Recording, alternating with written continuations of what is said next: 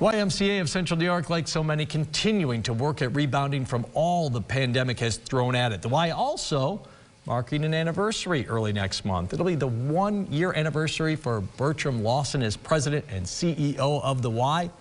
He joins us now live. Bertram, thanks for being here. Good to see you. Thank you. Good to see you as well, Jeff. So let's start here. You are have made history. You're the first black president and CEO of the YMCA here in Central New York. What's the significance of that to you? What should the significance be to our community?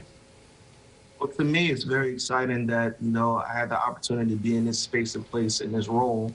And I thank my board for selecting me and having a diverse lens when it came to the selection of the next president and CEO in December of 2020.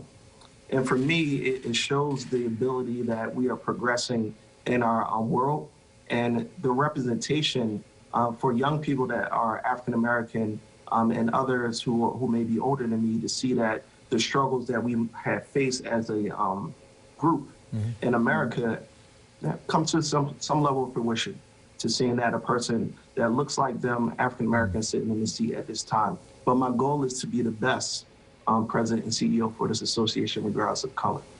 You are coming up on your 1 year running the Y here in Central New York. I mean, it is a tough time to do, to start in the middle of a pandemic. What have the past 12 months been like for you and for the Y? This is going to sound crazy, but it's actually been a fun adventure. I spent 2 years outside of the Y and coming back, I was really excited. Coming in during a pandemic is hard, but it was getting back to make it impactful work, doing the things that make me excited, but also seeing a community grow and come together in tough times. I have a growth mindset, and I believe that there's certain opportunities that will come forth from the pandemic that will help to impact our communities throughout Central New York. I think the phrase that we heard so many times here in the pandemic is you've got to be, whether you're a business, you're a nonprofit, whatever you are, you've got to be able to pivot, right? Yes. So how is the Y positioned right now compared to pre-pandemic, and what are the challenges you're still facing? I would say comparable to pre-pandemic, we are much more solid from a foundation, organizational foundation. We're stronger. Our board is stronger.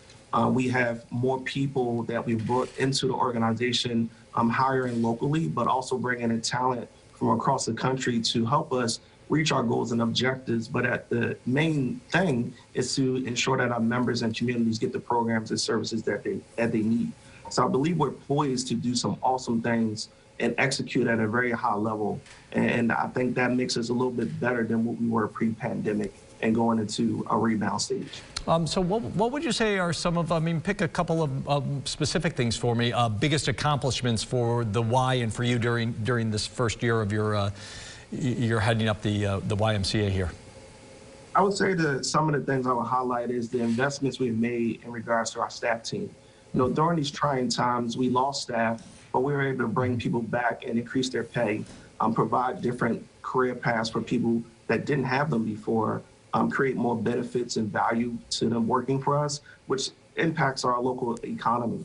I think we also have done a good job with gaining traction of bringing back our members and participants to our YMCAs in a healthy and safe manner. We've grown our membership, but we still are looking forward to having more people come back and hanging out with us at the Y. Yeah, which brings me to my next question. What's the agenda look like for year 2 now?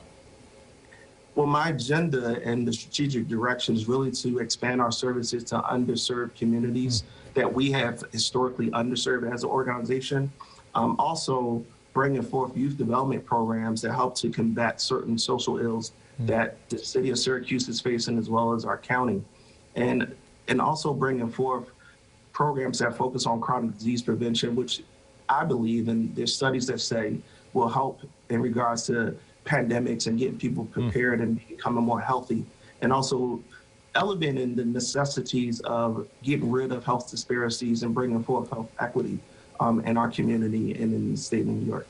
Boy, it'd be great. We're running out of time for tonight, but it'd be great to have you back on to talk a little bit more about how you do plan to reach those underserved communities. We'll go into a little bit more depth on that. But for tonight, it was great to meet you and have you on. But we'd like to have you back again. Thank you, Bertram. Look forward to that. Thank you. All right, Bertram Lawson coming up on 1 year, heading up the YMCA of Central New York.